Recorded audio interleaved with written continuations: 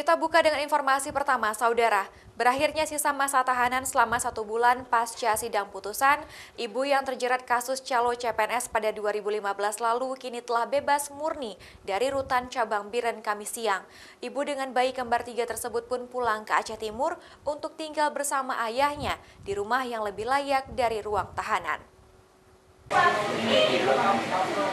Beginilah saat jam-jam terakhir Mahfirah, ibu bayi kembar 3 yang terjerat kasus calo PNS, berada di rutan cabang Biren.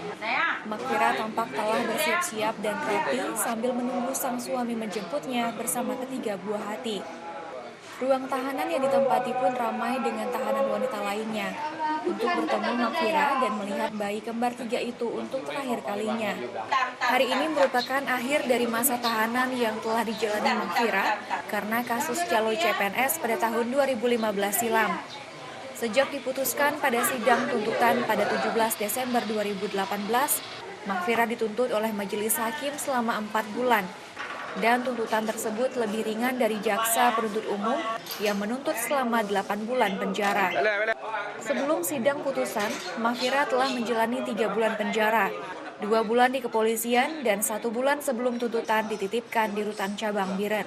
1 bulan lagi. Berarti udah dijalani sebelum sidang itu, sebelum sidang tuntutan terakhir 3 bulan. 3 bulan. Iya, hari ini sudah bebas. Sudah bebas. Ini pulang ke Aceh Timur. Pulang ke Aceh Timur. Iya, ke Perla.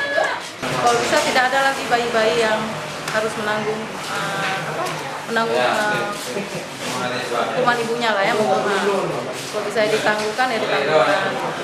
Setelah diizinkan pulang, Mahfirah beserta suami dan ketiga bayi kembarnya pun langsung mengemas barang-barangnya untuk kembali ke kampung halaman sang suami di Perla, Aceh Timur. Kini Mahfirah pun telah dekat kembali bersama keluarga, terutama dapat menghirup udara segar dan merawat ketiga buah hatinya dengan lebih baik di tempat yang layak. Zikri Maulana, Kompas TV, Biren.